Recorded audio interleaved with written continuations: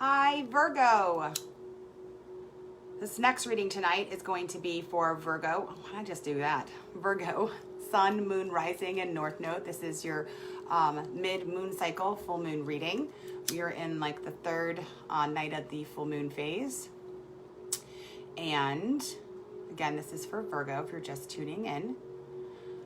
It's the second in the earth signs tonight. I've already posted fire signs and air signs. We just did Taurus. I'm going to wrap up tonight with Capricorn. And then tomorrow evening, we'll be doing all of the water signs. And that will be Cancer, Pisces, and Scorpio. Okay?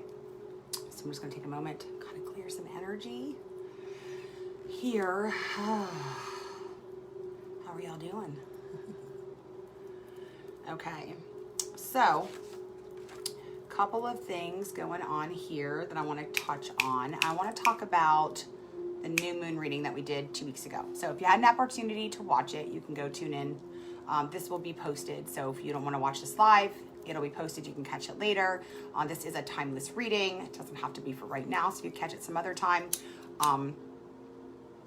It's for you too. These things are hard to keep lit. Bear with me. So, new moon, because what we're doing at this full moon phase is we are touching in, seeing what we've been manifesting. We may need to do some adjusting to our intentions. We're going to find out what needs releasing because the next phase of the moon cycle is the waning phase, which is where we will do our releasing.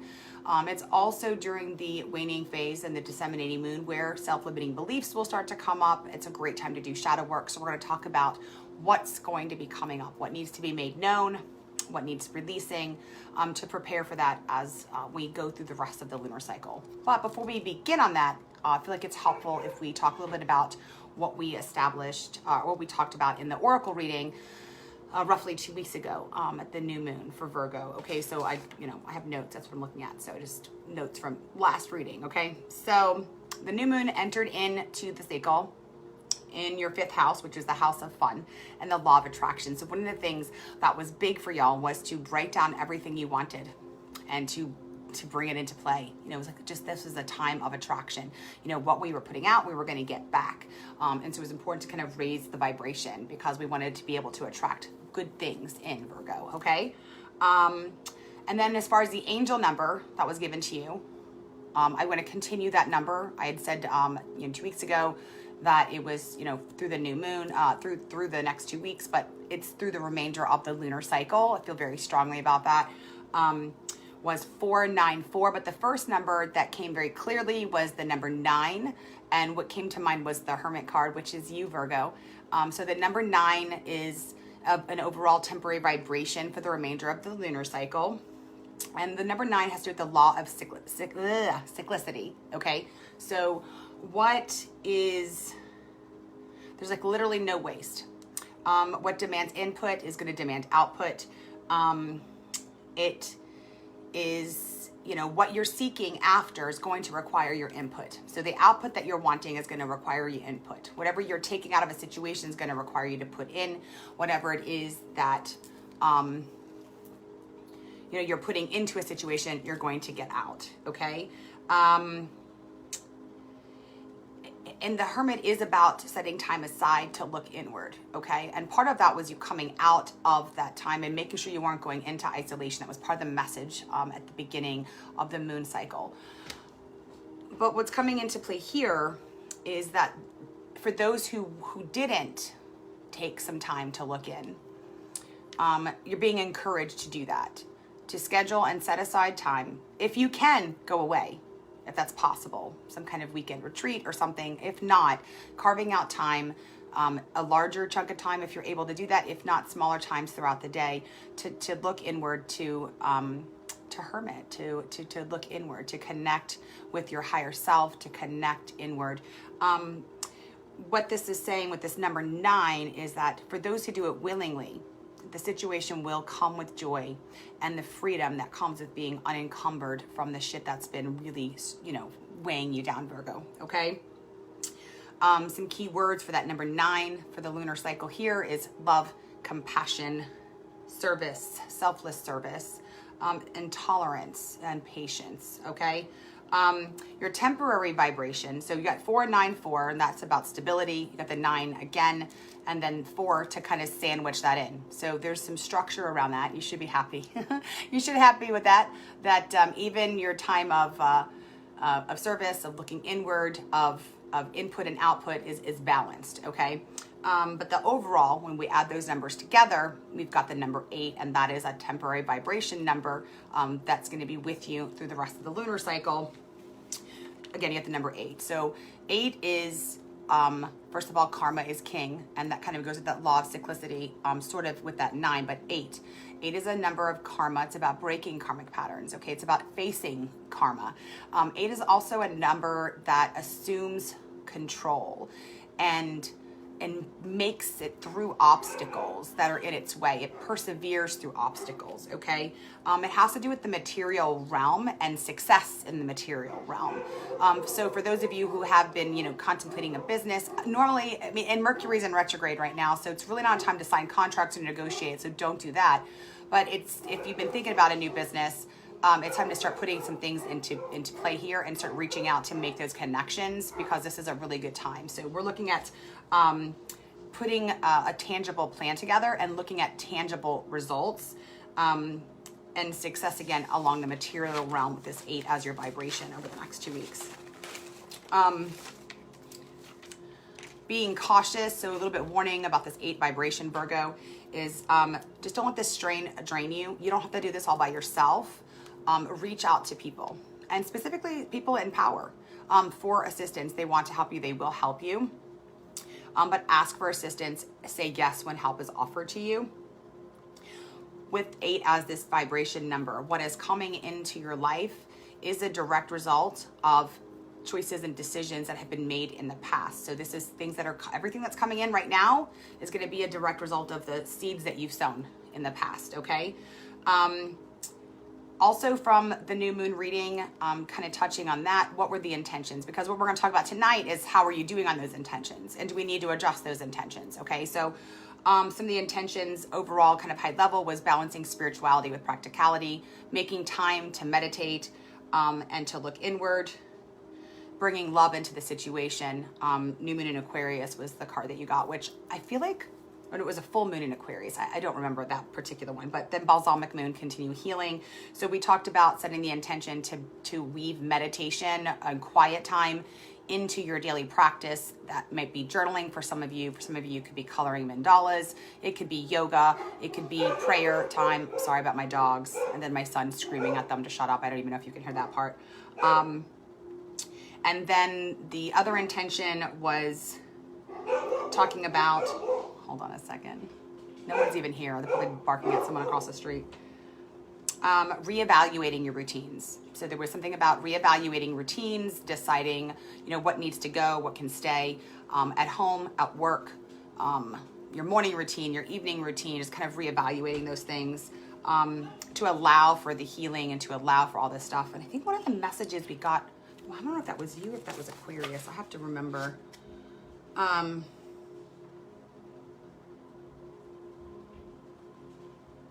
Yeah, again, having the drive to succeed with this 8 as your temporary vibration number, the drive to succeed and overcome obstacles, but there will be successes. That is a promise here, okay? And then getting into the full moon phase, which we're in now. Also, Mercury in retrograde at the same time. So when I say studying there, that everyone always is like, oh, Mercury's in retrograde, shit, what do we do? Well, Mercury rules communication, so just be prepared for misunderstandings and things maybe not coming out the way that you want them to. Be gracious to yourself, be gracious to the people in your life.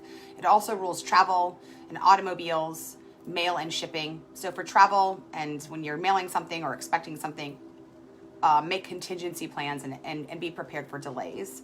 One of the things with Mercury being in retrograde for Virgo, one of the things that kind of came to me while I was preparing for this was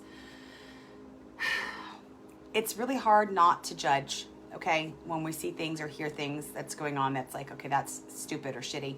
But the advice with Mercury being in retrograde, so things that maybe don't come out the way we want them to, or they're not received the way we want them to, before you give your opinion, through the rest of the lunar cycle, and then through the 21st. When after the 21st, then you can jump in and you can be yourself. But until the 21st, you know, stop before you're ready to give your opinion, and then ask yourself, are my words going to help? Are they going to change the situation? I mean, we don't want to burn bridges just because communication is, like, you know, not in its best place. So it may be better when we have the inclination, Virgo, to give our opinion when it wasn't asked for, or to, you know, kind of bring judgment in, to like really not at all say anything, but also definitely taking the time to pause to be like, is this going to help?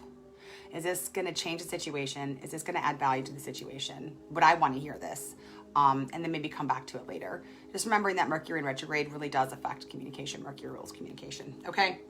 So getting into the full moon phase, this is probably why hermiting came back into play. It was in your 12th house, which rules the deepest, darkest, you know, parts of your charts, your fears, your spirituality, and the great undoing. So, I mean, there's some deep shit that's, you know, coming to the surface, whether you want to or not. You know, some emotions are coming up, and that's okay, because we've been prepared for this. If you've been doing this work, you're prepared. If not, you know, Virgos, you are good at figuring out how to get things done and then making sure they're done right. So, you know, here you are. Here you are. My kid's screaming.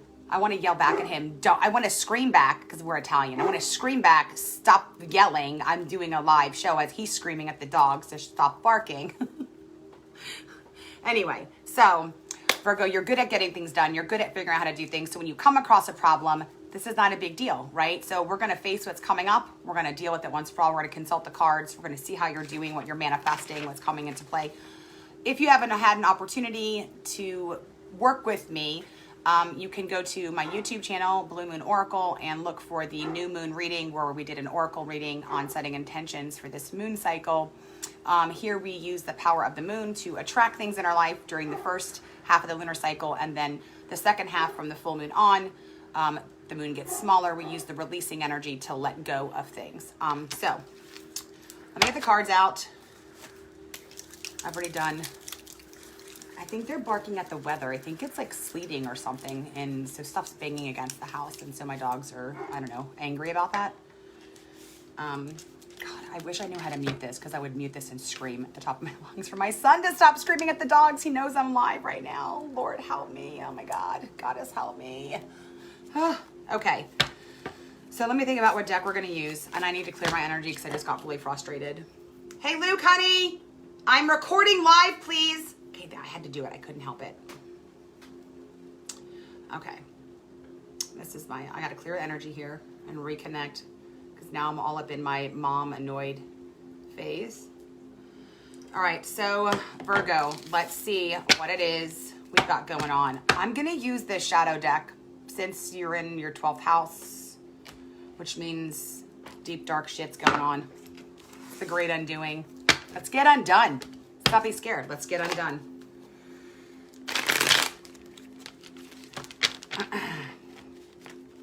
Also, give me suggestions on what I can do to get my 13-year-old to remember that I'm doing live videos, because I tell him all day long, every day, and to make him stop screaming through the house when I'm doing live. I don't know, ideas. I mean, really, he gets it from me. I scream through the house. I mean, what can I do? I can't blame him. Just projecting my own behavior onto me right now. Oh, Lord. All right. I'm going to shuffle it one more time, and then we're going to get to the cards.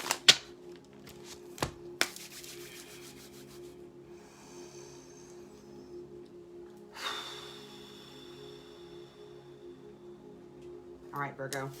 What have my Virgos been manifesting since the new moon? Okay. All right, and what aspect of the shadow self is coming to the surface? Oh, that's kind of a lot of cards, but maybe we got a bunch of different shit coming to the surface. I'm gonna put them back. There's too many there. So I've done this before and literally had all of the same cards jump back out. So if they're meant to be. So what aspect of the shadow is coming to the surface for Virgo? Okay. And then the next question is, what needs releasing for Virgo this cycle? Okay. All right, and next is going to be what energy is coming into play, good or bad, you know, basically like what's coming at us while we're dealing with this shit, okay?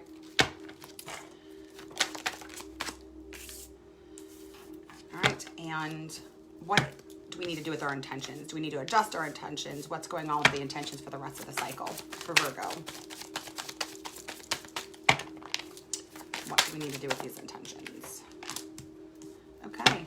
You know, you are watching the way that I deal. You see that I don't pick the cards. But when I see the same things coming up collectively, it just blows my mind. It just further reiterates like that we are all literally connected. Connected.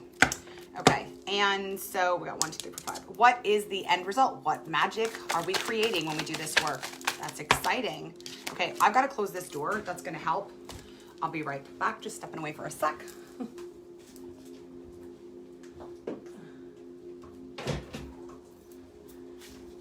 Okay, I feel much better about that. I feel much better about that. All right, now I gotta get comfortable again.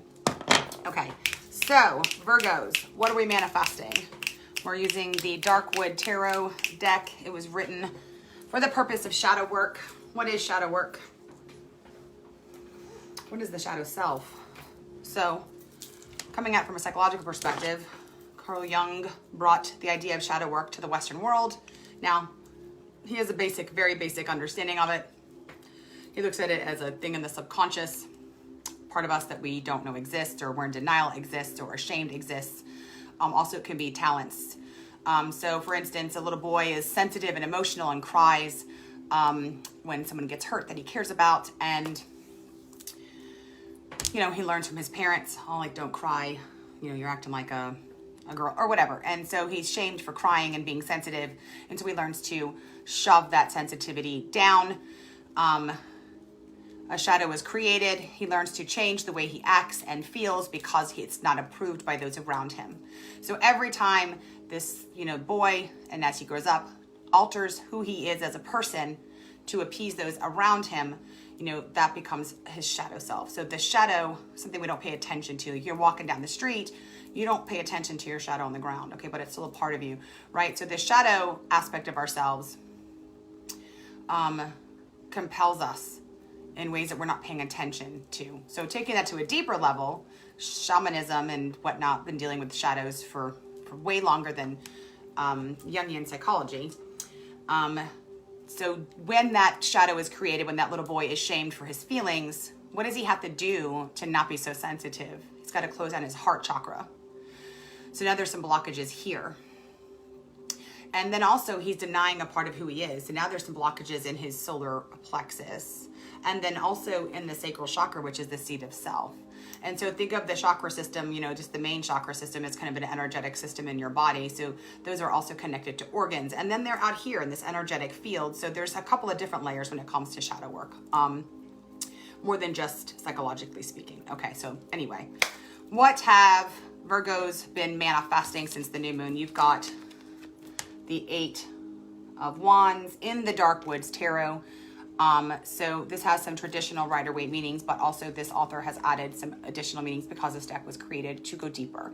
So in this particular card, we have a mermaid laying naked, shooting wands out.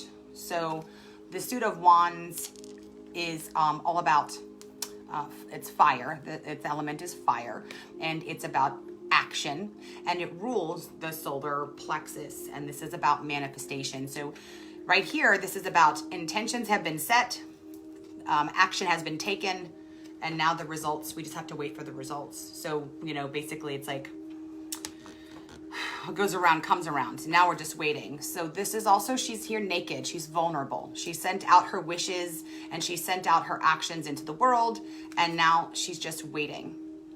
So 8 is also a number. Is the 8 the number y'all got? At this point, they're all blurring together. Is 8 the number you guys got? No, 9. You guys got. Yes, your overall temporary vibration for the month is 8. This is the 8 of Wands. And then with this being, with the full moon coming into this particular house, the 12th house, with your, you know, spirituality and the great undoing, and 8 being karma is king. This having to do, in this deck specifically, the Wands have to do with an awakening and a reckoning. and an enlightenment. So which you guys have been producing overall is you set that in motion through intentions or through avoidance. So whether that's something you're participating in or not, it's still happening. I really feel very strongly. Some of you have produced some, you've allowed yourself to be vulnerable. You've been working on your self-confidence and your sense of self. Having some accomplishments have boosted that. But I'm going to get a little bit more insight on that because I'm not just reading for one person. I'm reading for multiple people. So I'm going to use the Modern Witch tarot. I've already shuffled them. I'm going to clear the energy from the last reading. What has Virgo been manifesting since the new moon? All right. Ooh, well, Jesus Christ. Okay. Sorry. Ironically, I don't work with you. Okay. So some of y'all have been doing the work, like I was saying. Excuse me. All right, so we've got the Six of Swords, the Seven of Pentacles, the Five of Swords, the Ace of Wands reversed, the Knight of Swords reversed, the Seven of Cups reversed. Typically don't read the Witch's Tarot in reverse. I'm going to read it in reverse tonight. I'm going to read it in a standard Rider-Waite version for the purpose of clarifying. So the Six of Swords here is about the Six of Swords, and then we have the Seven of Pentacles here. So the Swords rules thoughts and attitudes and beliefs in the mind, okay? And 6 is the number of balance and harmony and peace. And this is about leaving a bad place of conflict. Actually, here we go. Here you got the Five of Swords here. So there's just been kind of a battle. There's been a battle. This person's walking away. It's about looking out for self, okay? And then this is leaving that situation, this bad situation, and heading to calmer waters, okay?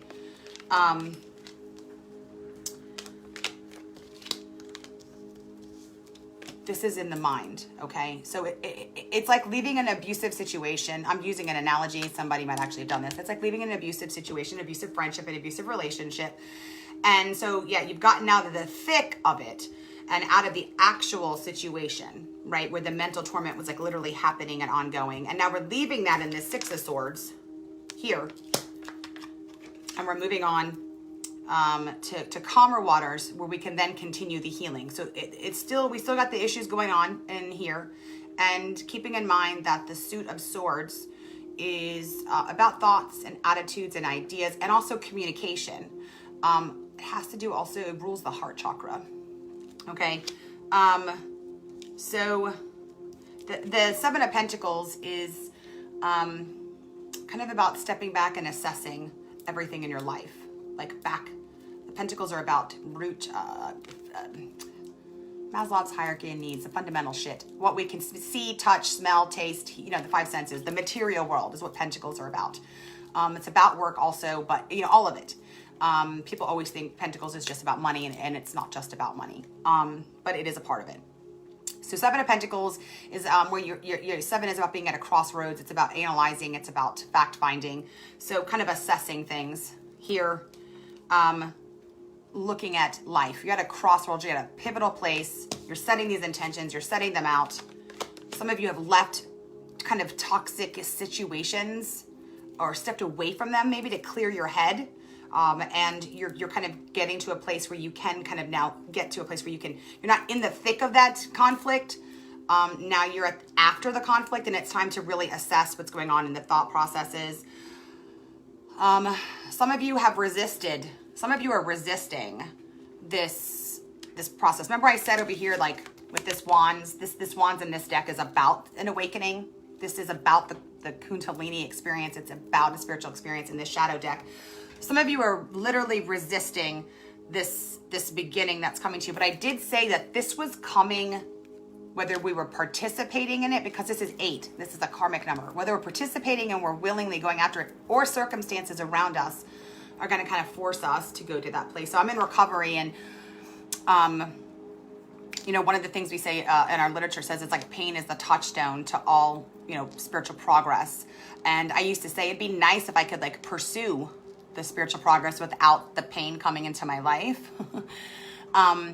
And, you know, for a long time, I would have to have consequences to my choices and my decisions come into my life and that's what karma is, right? It's like, you know, not like, oh, you're getting what you deserve, but it's like really just the consequences of our choices coming back to create this perfect condition for some evolution and for some growth. And so when I use the word spiritual experience, that's what I'm meaning. For those of you who don't have a spiritual life or who don't believe in that and you're atheist, you are welcome here too, because what I'm talking about is an evolution and then an integration of self. Okay, so this is happening regardless of whether we're pursuing it or not. So, but some of you are resisting this. And then, you know, we've got the Knight of Swords in reverse. So what's manifesting through this work is you're going, I mean, I don't know, what do you look, when I see this in reverse, look at those cards here and how fast he's going. But he's upside down. So the Knight of Swords is, you know, he's about getting things done. He has an idea and he acts on it without thinking. And when I see this card in reverse, I think of like some, I think of like a mental illness, like mania, like obsessive compulsive behaviors, acting impulsively without thinking. But that has to do with this resistance, okay? That has to do with the resistance. There's an obsessive behavior pattern happening right now for some of you from the resistance. But everything's in motion, so things are still happening. And then we've got the Seven of Cups here. So some of you have manifested an abundance of choices. I mean, and at the beginning of the moon cycle, Virgo, what was the word for you was like, write down what you want. Write down what you want, dream big, because it was like a season of like getting what you want. And I did warn, be careful what you wish for, because what we think we want and what our heart truly thinks we deserve. So it's like, what does it really want? Sometimes what's really happening in here is I'm trying to recreate the childhood that I had. So I'm really desiring, someone similar to my father in my deepest part of me. It's that shadow part of me. And that's what that shadow part the longer I ignored that shadow part, the bigger it got and the more powerful it got.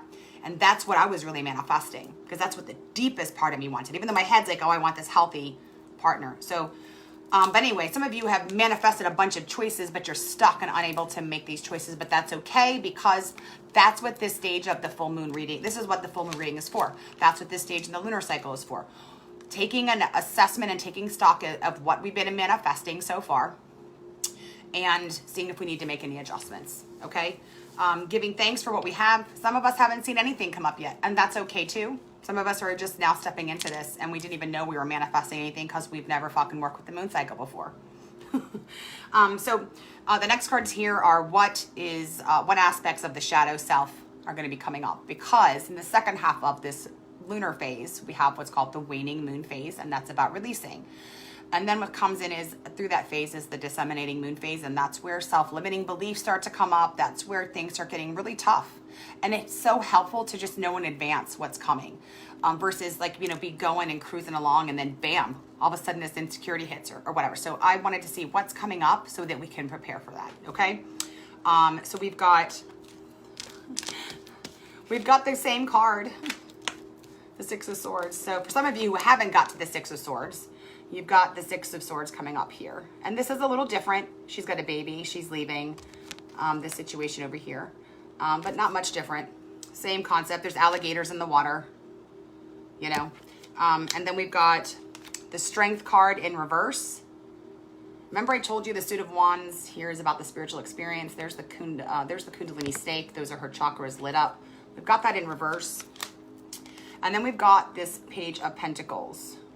I'm going to read this all, though, as in a shadow self, because the question is, what's coming to the surface? What aspect of shadow self is coming to the surface? Well, together with this Page of Pentacles being, the page is a young person, a child. And Pentacles have to do with the root chakra. And then we've got this Strength in reverse, and this has to do with, courage. It has to do with bravery. It has to do with Leo, and the sun rules this card. But in this particular deck, it's literally about being balanced through the chakra system and aligned, and the spiritual experience that happens with the Kundalini snake that's curled up at the root chakra. So we got more of a chakra reference here. And then the Six of Swords, which just came up as a clarifier as what some of you are manifesting. You know, that's, you know, getting past the conflict internally in your head and moving to clear water. Some of you, that conflict is going to be coming up and you're going to be getting to that clearer place. But are you really, is there avoidance happening in this particular card, in this shadow deck, in this situation? Are we running from what we need to face?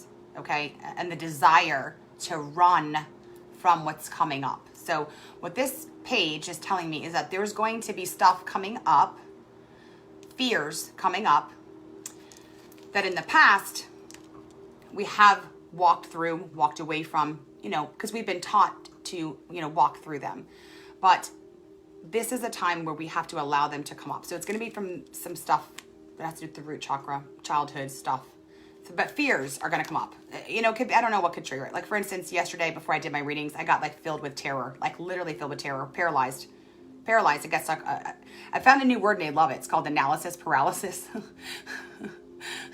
I get, you know, stuck in research, and then, you know, and then I get so many decisions in front of me, and then I fucking can't make a decision, and then I just like evoked all this terror. And I love doing these readings. I've never had anxiety before doing any of these readings, to the point where it like, I mean, it paralyzed me. And then, so what I've been doing, and one of the practices that I have, is that when those kind of things come up now, in the past, what have I done? I would breathe through it and just make myself do it. Or I'd be like, okay, that's too much. We're just not going to do it. I'm going to practice some self-care, and I'm not going to do it.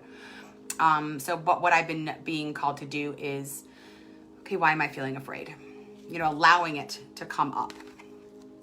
So this is what it's going to, and then questioning it. What is this about? And then and I talked about it in another video. I don't feel like getting myself all crying again, because it'll make me start crying. But it had to do with this part of me that doesn't feel they deserve success. And so it was like a part of me that sabotages success in a way to protect me from failure. I mean, I got fucking deep in that shit. That's the level that we need to go to when this fear comes up. But anyway, some fears are going to come up. It's going to have to do with childhood issues, but that's not going to be how it appears. So like my panic attack about doing the work didn't appear as a childhood issue. Okay. It appeared as an anxiety attack, is how it appeared. So we're going to see some, I think, anxiety come up, some fear come up about doing things that maybe we've done before. And we're going to find out what to do with that. Okay. I don't know if I should. I don't think I need to get any details. Yeah, I'm going to get details. I can't not do that. Let me get some more details. What's coming to the surface? What's coming to the surface? Okay, also this Strength card is about the divine feminine, controlling kind of like that base nature in us. And so, yeah, that base nature is going to be rising up. So fear, anger, irritability, lust, greed, you know, all of those, I don't know, whatever your thing is, you know, it's going to come up. Not just fear. Fear is a part of it, but there are other things. So fear is not everybody's thing that trips them up. Whatever the thing is that trips you up, that shit's going to come up. And it's just happening like across the collective. I mean, with everybody. And it probably has to do with, you know, Mercury retrograde and just this first full moon of the year. And I'm going to look this is get the Two of Wands in reverse. And I feel like there's a meaning here that it's not coming. The meaning's in this book. And I feel like it's important to grab it.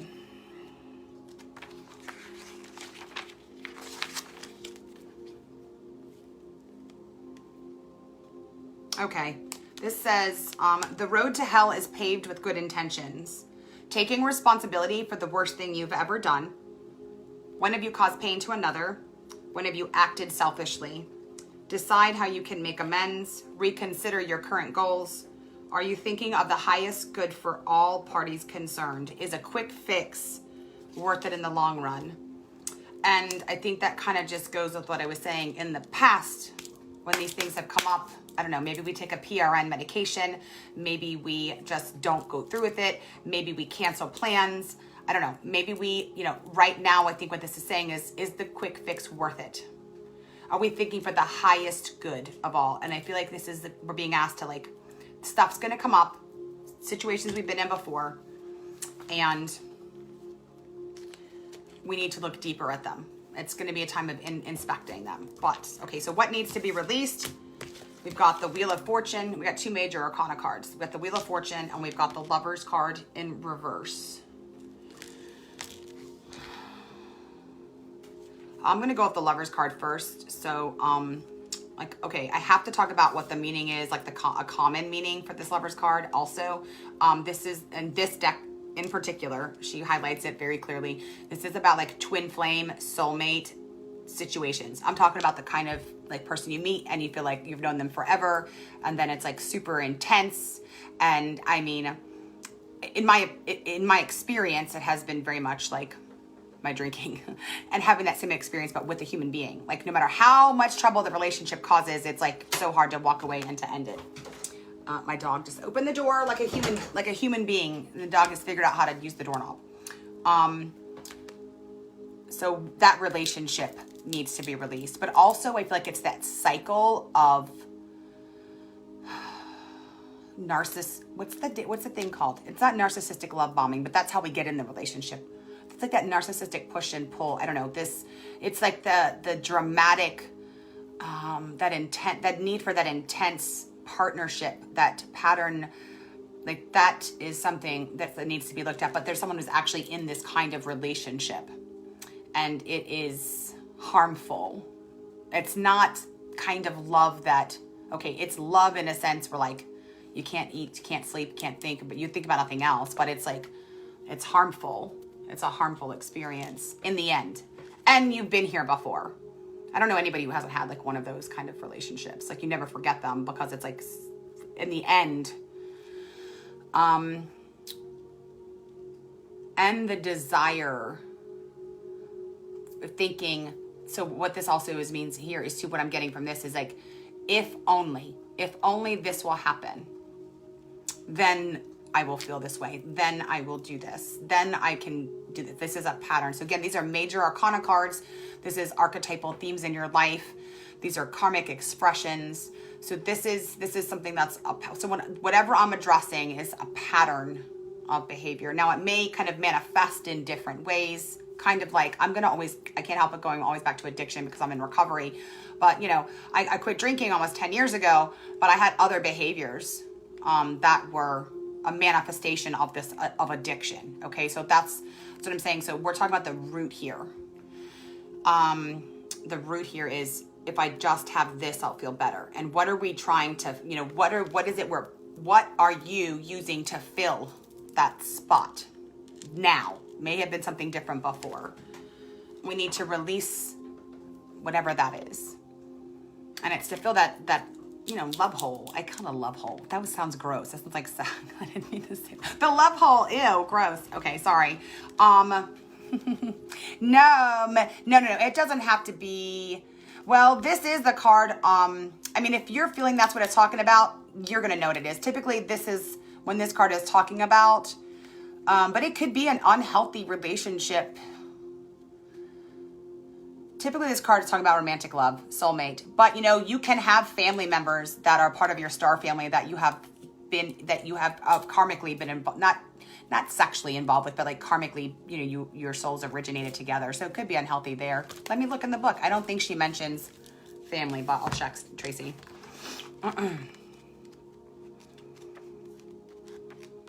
But yes, we can. Those are toxic relationships. We don't owe our family anything. Toxic is toxic. Lovers. Because the number 6 is about domestic harmony. No, I can do, I mean, more power to you. You gotta do what's best for you, honey. So 6 is the number of the Lovers card. It is a Gemini card. So it literally could be a Gemini. I don't know. Could be a Gemini family member too. Let's see. Is this about... It is about romance. It can be about deep bonds, so it doesn't have to be romantic bonds. But overall, I'm going to read to you what she's got written here so you can kind of get the idea, Tracy. Love and romantic attraction, an emotional connection, flirtation, deep bonds, sensuality and pleasure, spiritual ecstasy, Rapture, the unfolding of the mind, body, and spirit. Oh, that's the positive version. I'm sorry, I need to read the shadow. Obsession and compulsion over a romantic object or desire. Attachment to the point of mania, so it could be anything. Desperation, refusal to let a relationship end, so I think that you're right. A sex addict, or repeated abusive patterns in romantic entanglements. I'm sorry, that's the shadow part. So that's the part that this card was in reverse. So obsession and compulsion over romantic objects of desire, attachments to the point of mania, desperation, refusal to let a relationship end, and that could be any kind of relationship, a sex addict, repeated abusive patterns in romantic entanglements. So that needs to be let go. That's what that card means. And then we got the Wheel of Fortune. And we got this one, but this being a shadow deck. This is about staying centered no matter what. And that's where that idea of coming from is like, you know, being able to find that place of being centered. So what needs to be released here is control. You know, the idea that I can find this place of center when this happens. This is the halfway point. So this is a critical point in the major arcana. This is the number 10. So this is a pivotal point where we've given up before, where we have stopped, or we have gone backwards, or we have, you know, or been thrown off our path. Not necessarily given up, but maybe, you know, thrown in the cards. It's been exhausting. It's been hard. It's been tough. And that's all been a part of our journey. It's all been any failures. It's all been to get, you know, us to here to this point. I'm going to get clarification on this card. The Lover's card reversed, it doesn't need any more clarification. All is pretty fucking clear. I was getting that a lot in the beginning of my shadow work. So I'm not dating. All right, can I get some clarification on this Wheel of Fortune, please, for Virgos? That's a lot of cards, but, you know, whatever. It's okay.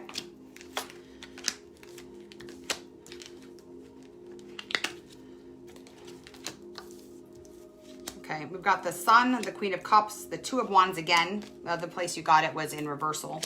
The Two of Swords and the Queen of Wands. I need a second here.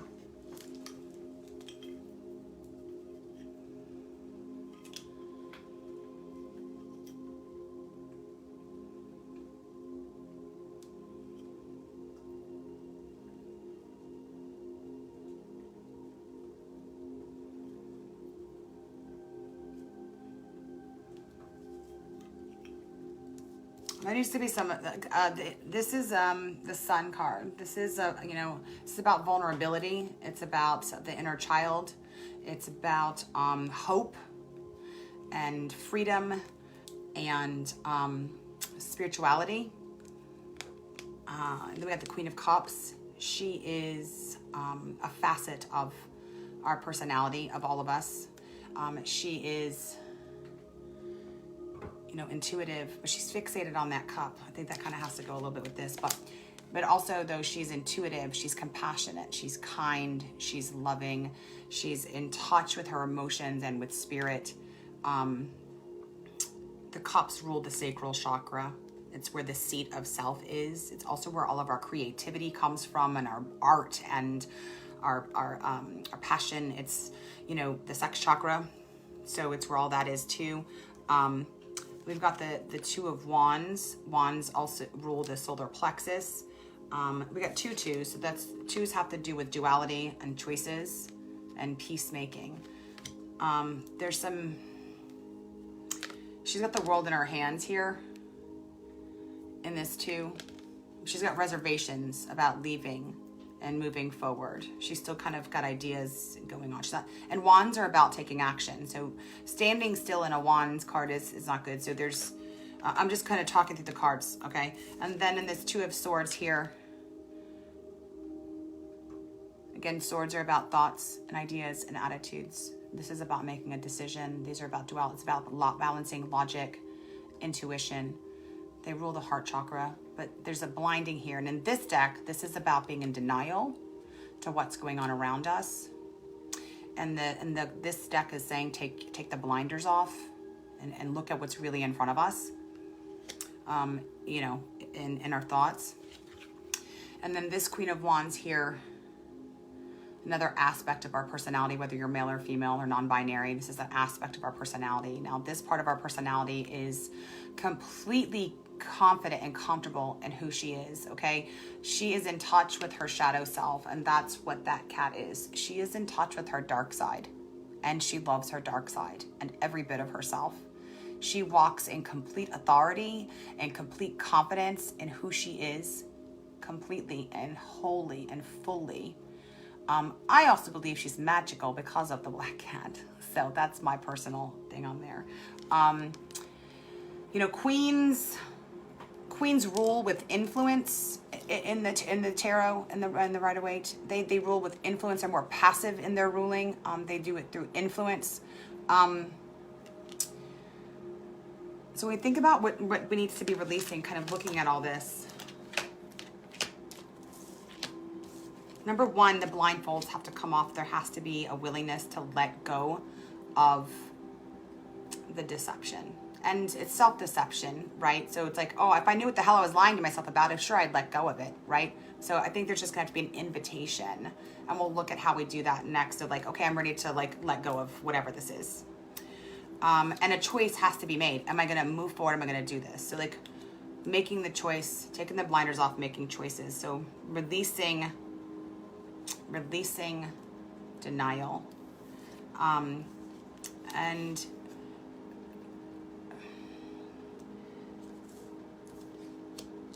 these are some positive things that need releasing here. And this card tells me that it's just time for that. Like it's literally time. Luck is on your side. So this is not about releasing anything actually bad at this point, besides the denial here. I mean, there's some denial, but the denial is that you deserve good things.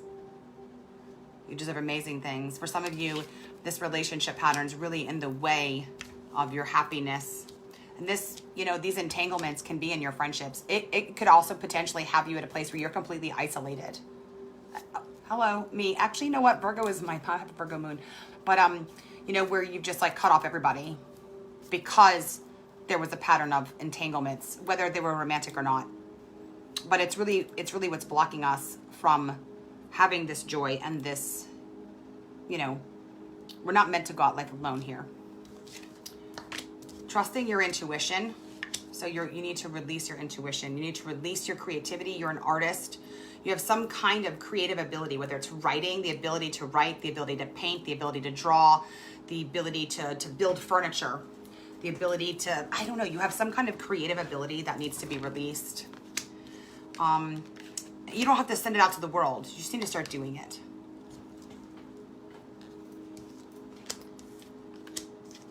Hope. I mean, what can you do to hope and let your inner child out to play?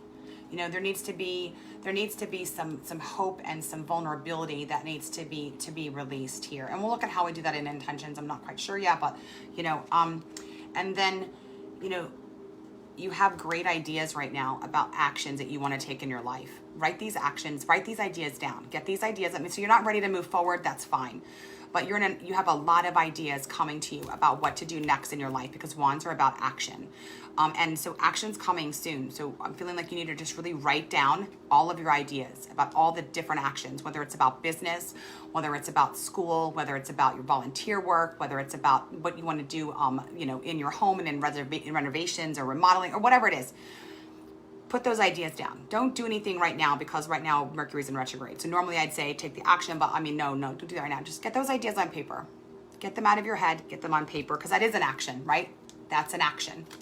And we're focusing, Virgo, on tangible results. It doesn't have to be these big, huge results. We're in a phase of success right now in the material realm, so keep that in mind.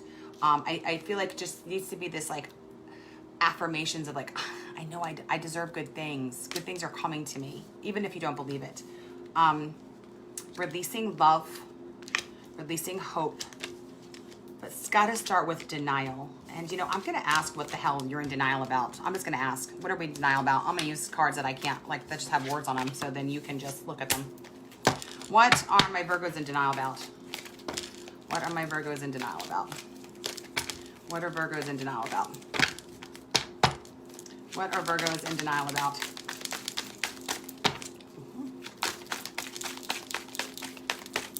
What are Virgos in denial about? Okay. So we've got self-discipline. Number 41. We've got relationship changes that are needed. Number 56. That's master number 11. So that means like the beat, they're all saying it needs to change. And then effort. And so to get a little bit more detail, I mean, this has to do with self-determination, self-will. This is solar plexus. That's what's driving the lack of self-discipline. And the self-discipline has to do here, which I believe with is taking care of yourself and meeting your needs for some of you. And then that relationship change, that just is a follow-up there. So I'm going to see, and then domestic harmony came up at the bottom of the deck. So there's some denial about literally what's really going on at home. And this is what's also on the bottom of the deck, manifestation. This is going to affect manifestation. Look at that number. Number 8. That's your number. Okay. Oh, shit. All right, I'm going to go with this one more card because it's upside down. Parenting. Either the parenting that was done to you or the parenting that you're doing. Look, don't get mad at me. Don't get mad at me. That's the cards. Okay. So what's coming up next, Virgo, is what energy is coming in to play. We've got the 8 of Pentacles, and the 8 of Pentacles is about learning new skills, learning new trades, learning apprenticeship, being proud of your accomplishments. Like that's going to be the energy that's needed to move forward. But is it energy that's next, or is it intentions that are next? Shit, it's energy that's next. 8 of Pentacles. So there's more karma coming in. I mean, and that's your number overall. You got 8 again. I think you got 8 of Pentacles over here somewhere. No, you got 7 of Pentacles. So you got 8 of Wands. You got 8s everywhere. 8 is your number. So look up numerology 8 to get more than what I've given you, okay? So we've got 8s everywhere. Got 8 of Pentacles is the energy coming in. That's a number, again, of karma. We got 8 of Pentacles.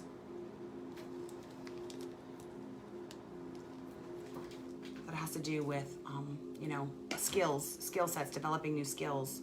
So you've got the energy coming in that's going to help you develop these new skills that you need to get to this next level. And I'm going to get you an activation card for that.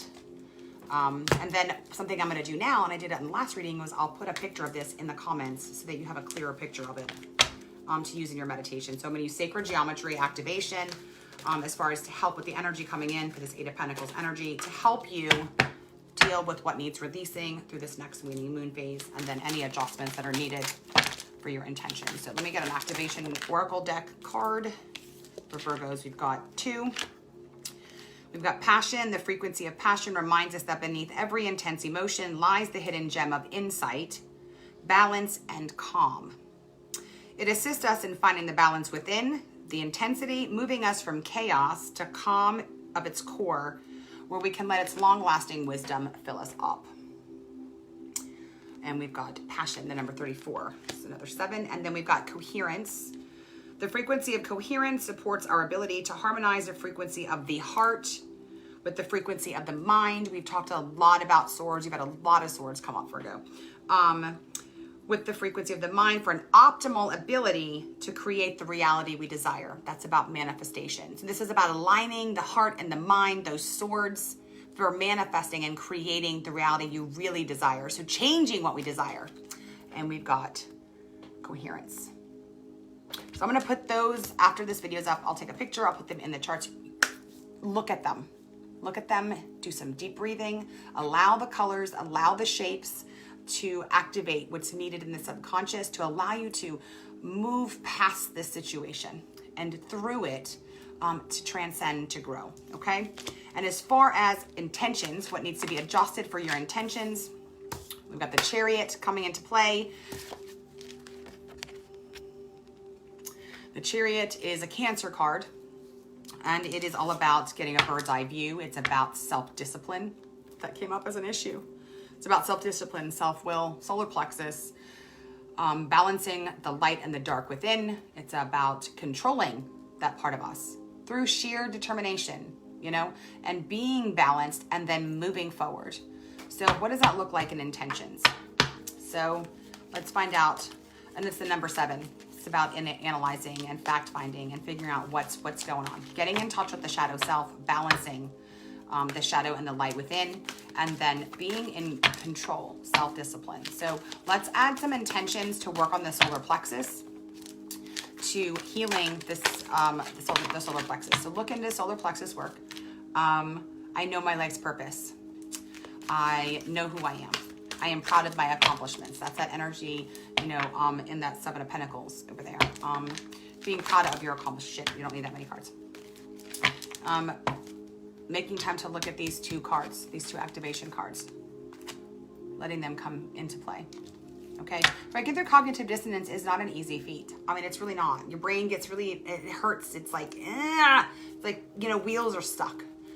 So let me see if there's anything else for clarifying for these intentions to be more specific about the Chariot. But overall, it's going to be solar plexus work. It's going to be doing the shadow work. It's going to be getting balanced. And it's about moving forward. It's going to require, like, think of that eagle coming up and getting a bird's eye view of a situation, but then moving forward. But what's required is balance on both sides. Okay? So that's going to be healing that masculine and feminine, and then finding that balance in the integration itself. That happens in that Lover's card. You got rebirth. That's going to be happening. It's part of the process. You know, pride. Communication. That's that solar plexus. I think that's going to be talking about, that's going to be saying your affirmations. So I'm going to go through this real quick. And then we got change. Okay. What does this look like in affirmation? I mean, in intentions.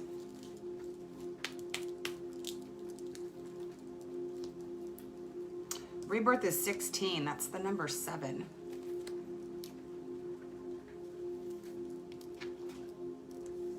Pride, 19.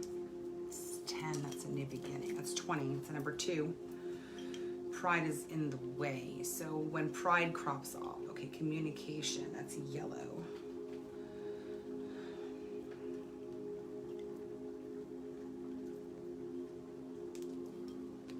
That's healing the thymus chakra. That's solar plexus chakra. That's crown chakra. That's throat chakra. Okay. Overall, what I see needing to happen here is a complete alignment of all the chakras. So a clearing and a balancing of all the chakras needs to happen. For some of you, this will be the first time you've done it. Go to YouTube, listen to music, listen to meditations, read about it. I have a book called Chakra for Dummies that I bought years ago. I love it. But it's time to clear this stuff out. This rebirth is going to happen through you talking. This blue chakra, throat chakra, something's got to be talked about. You got to talk about your childhood stuff. There needs to be a rebirth. We need to go through that stuff. If that means therapy, you know, likely. Okay. You know, pride is blocking this root chakra stuff and then getting this new knowledge. Okay. So part of it is I keep going back to AA. I can't help it. That's where my whole life has been. I don't mean to say AA, my recovery. Oops, I just broke my anonymity, whatever. But we had this thing we call the set aside prayer. Like, help me set aside everything I think I know about whatever. So like, for instance, help me set aside everything I think I know about my trauma and my recovery from my trauma. Help open me up to new possibilities so I can, you know, grow or something like that. So being like letting the pride go that we don't know everything. I don't know everything. I don't have all the answers. There are answers outside of the realm of my knowledge to help heal me that I haven't had access to, and that's okay. You know, there's all kinds of shit out there that I'm just now beginning to tap into. And then communication, and this being yellow. Okay, remember Mercury's in retrograde. Communication's gonna be a little fucked. Like, be patient with people around you. But, you know, when it comes to your solar plexus work, this is confirmation for me. I was saying is look up solar plexus affirmations and say them every day. I literally was rolling my eyes in the beginning of my affirmation work. I mean, now I do affirmations and I wear crystals that help with the affirmations. So like, you know, it works. It really does work. And then this is about This card's change, and this is the color of the thymus chakra.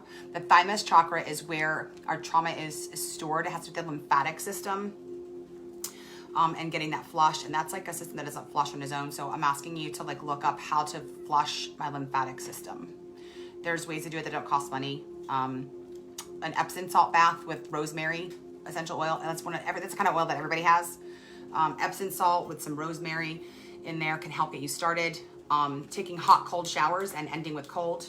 There's this thing where you can kind of smack your body. You smack, starting at the neck, shoulders, you go down your chest, your side, your stomach, your back, and you kind of smack sort of in a way all the way down. Or you start at the ankles. Actually, I start at the ankles. And you start at the ankles and you smack around your legs, up your body, kind of the way I'm doing here now, and get things going.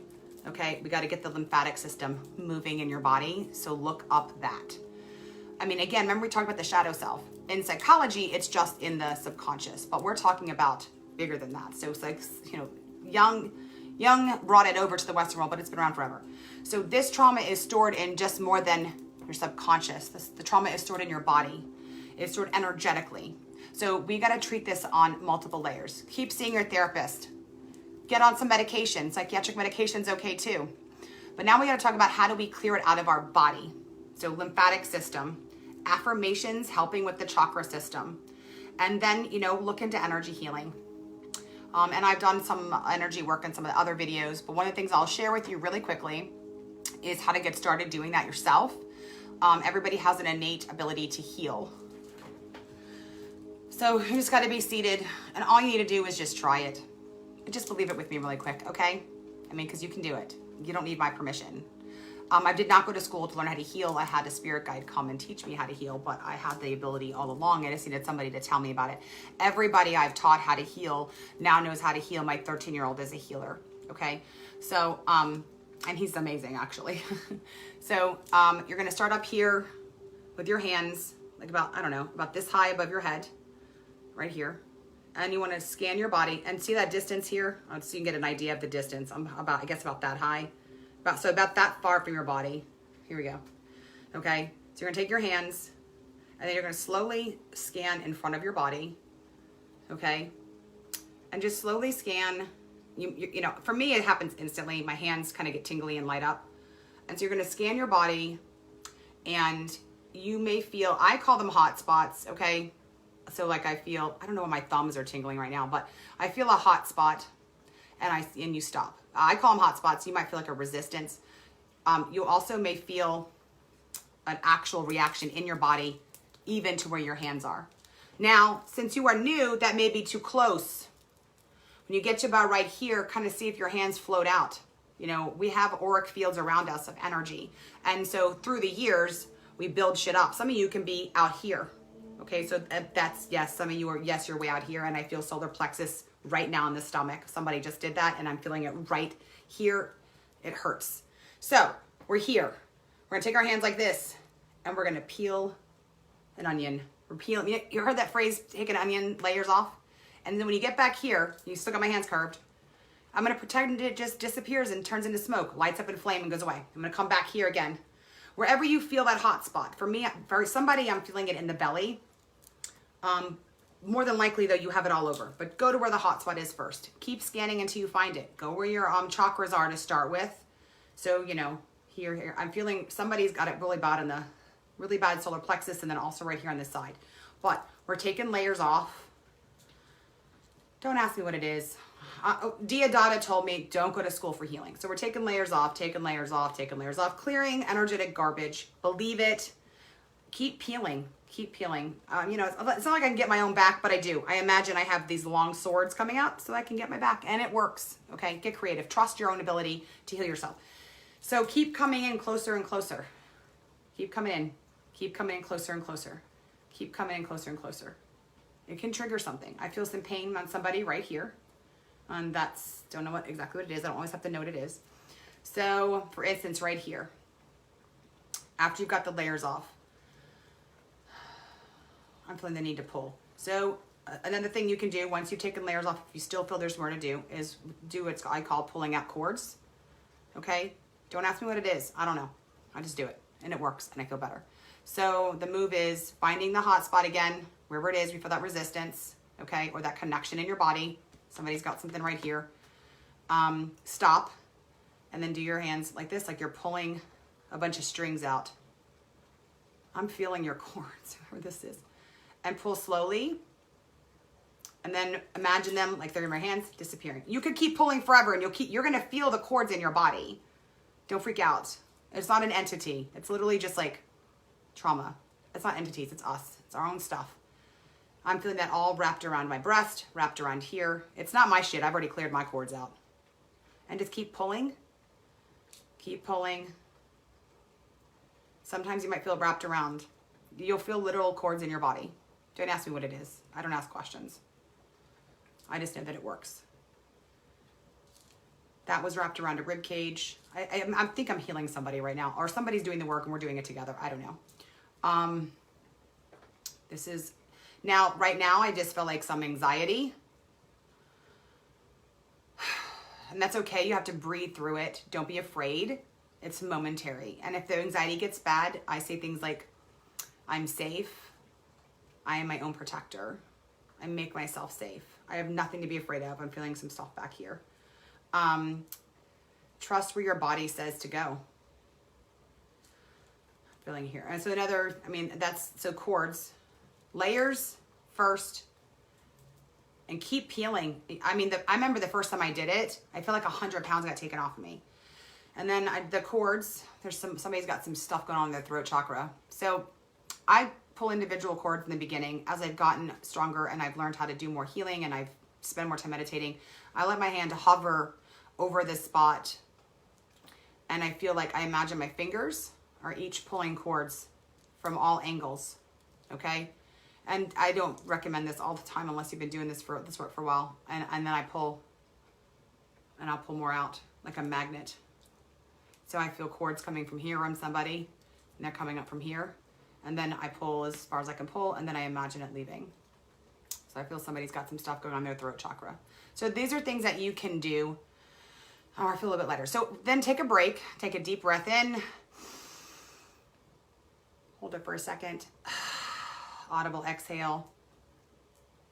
And then, it doesn't have to be done in one night. But again, start off with layers. Some of you probably are way the hell out of here because you got shit built up. I think I've seen it called combing your auras too.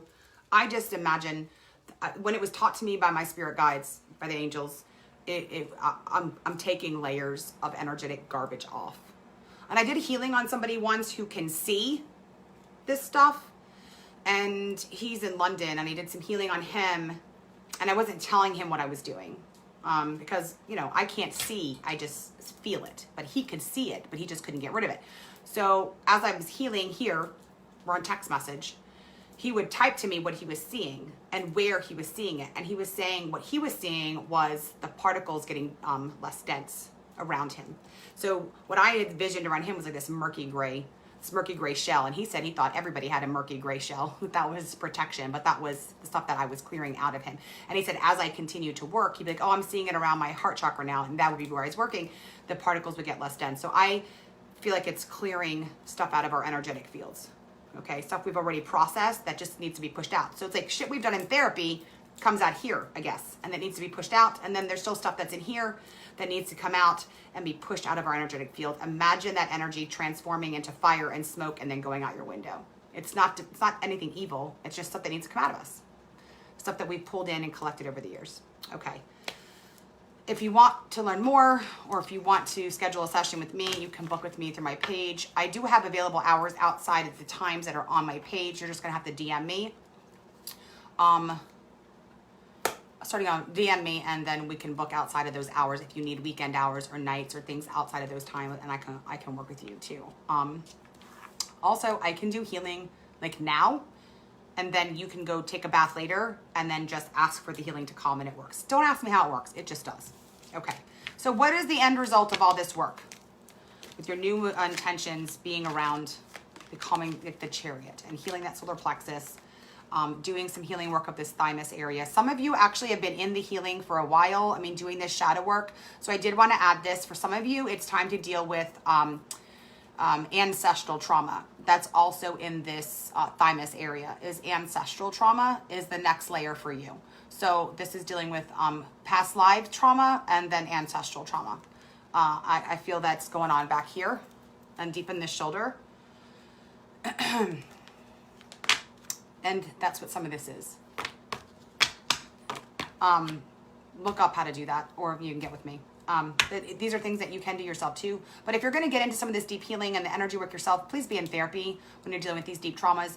If I hadn't had 11 years of therapy and intense recovery and AA and those kinds of things, I think I may have had a nervous breakdown while I was doing this kind of healing on myself, because of the kind of memories that eventually came to the surface were fucking traumatic. And I had, you know, my kid's a healer now and my roommate's a healer now, and we've all been having these experiences together, so I wasn't alone through this process. And now my 80-year-old mother-in-law has had an awakening and is a healer as well. So it's like, you know, I haven't been alone through this process. So don't do this completely alone, but you can take the layers off. The layers off is not going to do anything but give you relief. And then pulling some of those initial cords out is just going to give you relief. But if you feel like your body wants to start doing all kinds of poses and twists and turns, I mean, just do it. Just do it. I mean, as long as that you're being guided divinely through the rest of it, you're going to be fine. Just trust yourself. Stop when you need to stop. All right, so what is the end result of all of this, Virgo? It's the High Priestess. That's the divine. That's an expression of the divine feminine. That's your connection to spirit, to the divine. It's the place behind the subconscious, the super subconscious. It's that deep spiritual place. It's the higher self. You want to feel that higher, you know, I had you start here. You want to find that higher self, come a little higher with your hands, and you'll feel that hot spot up here. Go ahead and pull that energy down like this. Pull that energy down into here. This is about the higher self. This is connecting with yourself. And that is something that's a result that's going to come from this. This is a beautiful place to be, is to be connected to yourself, to connected to the true essence of yourself, because this is about developing self-control, self-discipline, defining your sense of self. And this is about being connected, you know, all the way through, and having that flow of that divine feminine energy, you know, through you. This is about that place where, I don't know, I'm trying to think of it, that luminal place of just beauty and comfort. It's about connecting here to here and finding that center. All right, well, that is the reading tonight for Virgo, for your full moon. I'll be back in 2 weeks, and we will start the moon cycle again. But, you know, go through this, look at these. I'm going to put these cards in the comments when I finish the video. I mean, I'm going to have to probably go to the bathroom and like get a drink of water, but then I'll put it in the comments. And I'll try to type up what we talked about as far as releasing. That's something I can add too. I'll type that in there too, so that you have what's releasing, and kind of what's coming up. And then we talked about what was Virgo in denial about. Don't get mad at me. But we got self-discipline, relationship changes, domestic harmony, some parenting stuff, efforts, and self-confidence, and then manifestation, that all affected the ability to manifest. So those are some things. And then, you know, some serious entanglements and patterns of unhealthy relationships, were things that were needing to be released for y'all. Okay.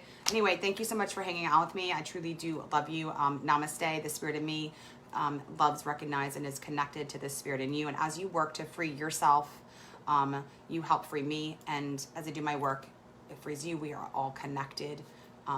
I will take a break, and then I'm going to be back to do Capricorn and finish the readings for tonight. And then tomorrow I will be finishing off the series for this month's full moon reading with our water sign. So tomorrow will be Cancer, Scorpio, and I always forget a third one. Cancer, Scorpio, and Pisces will be tomorrow. So I'll be back shortly. Love you guys, and thanks for hanging out with me.